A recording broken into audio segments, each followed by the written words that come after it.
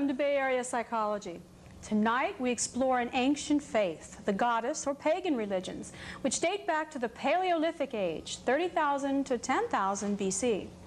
These early faiths were profoundly earth-based, with a keen attunement to the rhythms of seasonal changes, with fertility and life often represented by the goddess, and death often symbolized by a dying male god or a vegetation god.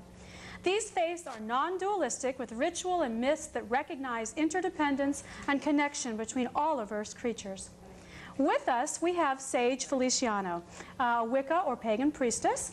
The word paganism is derived from Paganini, which originally meant an unsophisticated, boorish peasant who clung to the old ways of his ancestors. We'll see what's pulled her to these ancient rites. Also joining us is Patty Sullivan, a marriage and family counselor who has a holistic and psychospiritual practice in counseling. Welcome to both of you. I'm so glad you could be with us today. Now, at some level, this was a requested show. I've had several people ask us to talk about alternative spiritual faiths and the use of ritual. And I've noticed, particularly over the last few years, you know, when you look at the top 10 bestsellers and you look at shows on television and movies, that it seems to me culturally we have really made a shift into wanting to learn more about spirituality, and sometimes that does include what seems to be very old and ancient approaches. I'm wondering if the two of you have noticed that in general. Definitely. I have noticed that probably over the last 5 or 6 years that the clients that are coming into me are really searching. They seem to have lost some kind of meaning in their outer life. You know, whether it's they have a good job and they're successful, but yet they're still unhappy and they don't really understand what that's all about. And so what I try to do is help them connect to that inner self, that deeper voice inside, that spark that is really their divinity and their spirituality, wherever they come from, whether it's Mormon or, you know, I don't impose my beliefs on them. But I really feel that there is a deep longing for people for meaning and connection within. And I'm wondering, Sage, I know that you are a Wicca priestess, and I'm wondering if there were some familiar feelings that Patty was talking about for you to search out this form of ritual and spirituality.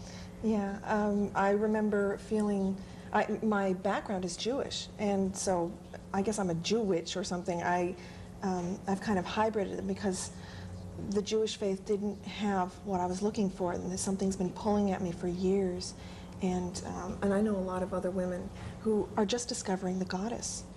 And what is this all about, and why am I not satisfied with what's being offered in the patriarchal religions? Yeah. And they're not satisfied because there's not a reverence for the entire feminine.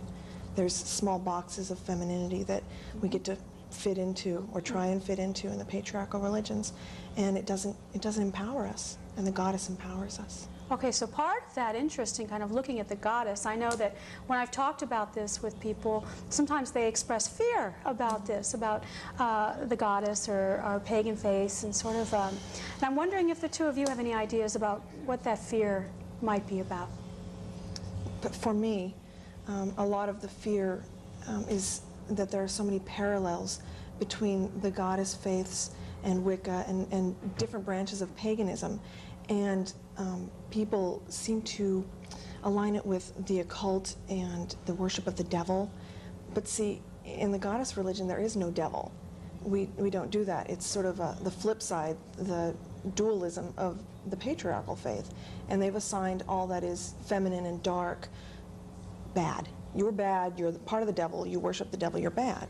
And so that's been going on for years. So when the symbology of the feminine starts coming up, that's bad, we must stay away from it. That's what happens. I'm sorry, do you see that with women that you're working with, and they begin to get in touch with their own spirituality, they might be afraid, or? I actually see it with everyone, with men and women. I don't see it just isolated to women. I see the feminine in men that are striving to be more balanced. I see the goddess more as a whole symbol for the culture and what we're moving towards, the integration within. The being a male and being masculine, and also having the vulnerability. And for the woman, it's being spiritual and receptive, and yet still being active in the world in her power. and that these are things that people are striving to integrate now. And I think what Sage was talking about is it's sort of like we've been conditioned over the centuries by the patriarch, and now it's the divine love that's going to change the planet, that's really going to change our beliefs and change our feelings, that we really need to start honoring that has not been honored. And so I see it sort of a symbol of where we are moving culturally and planetary. So, and that's an interesting point, because I think sometimes when we start talking about goddess face, people get very focused on symbol or ritual, and I think that's part of the frightening piece of it. I have a quote I wanted to share with you, and let's take a look at it here and get your feedback.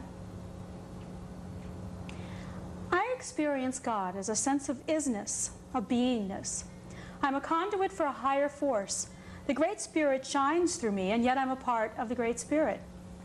My relationship to the Spirit gives me a sacred point of view.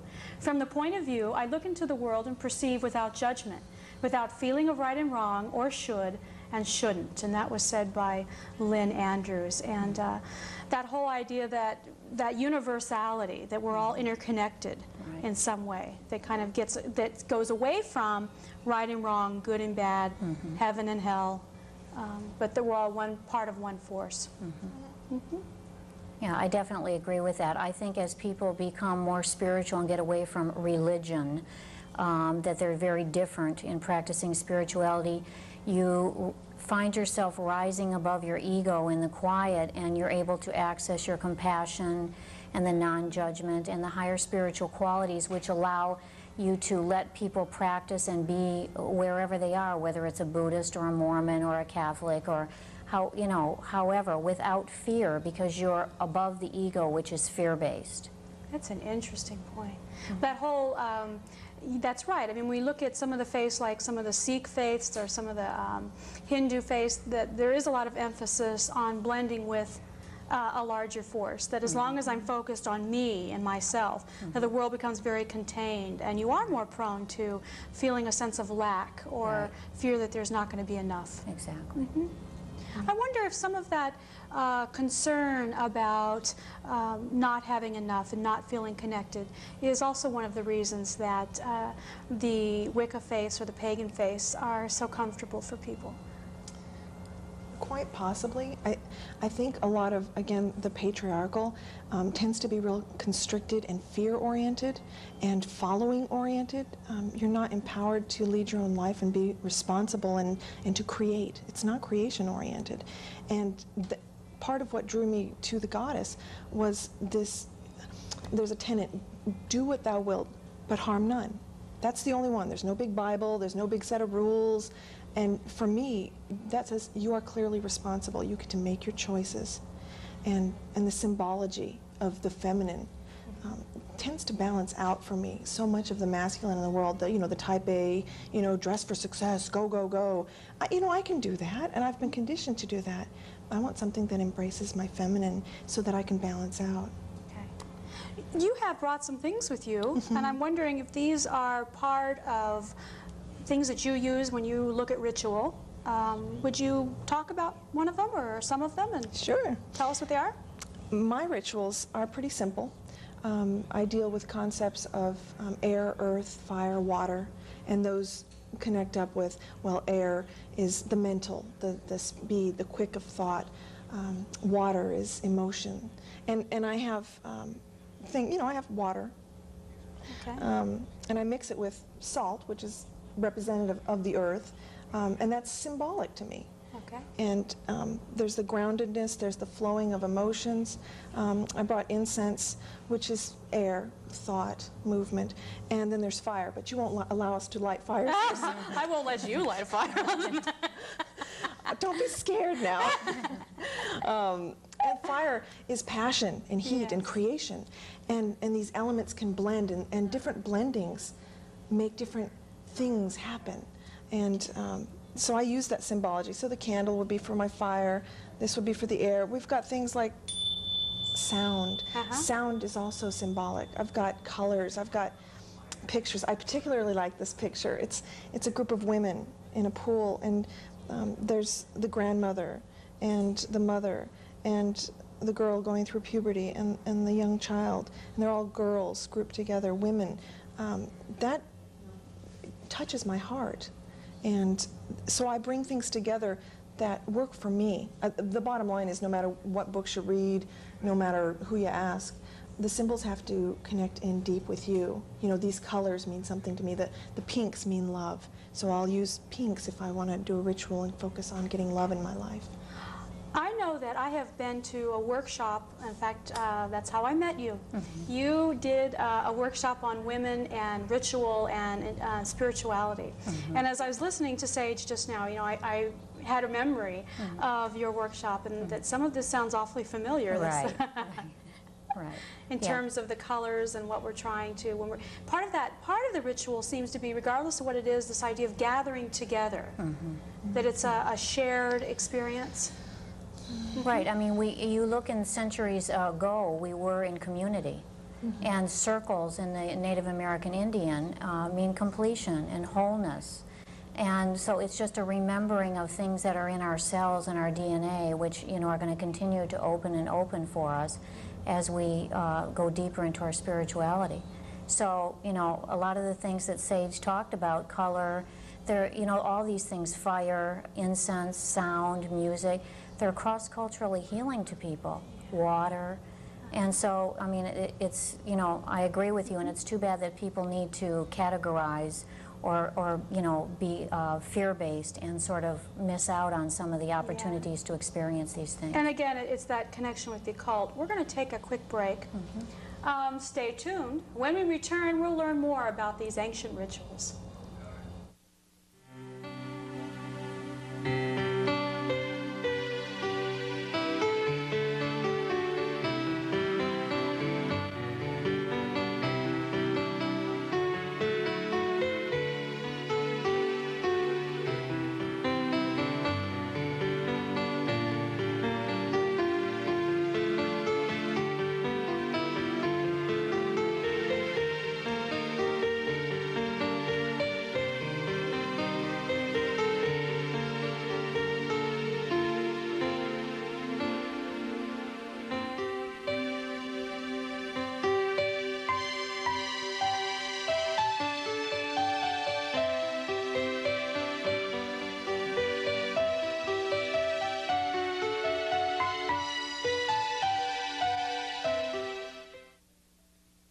At least 1700.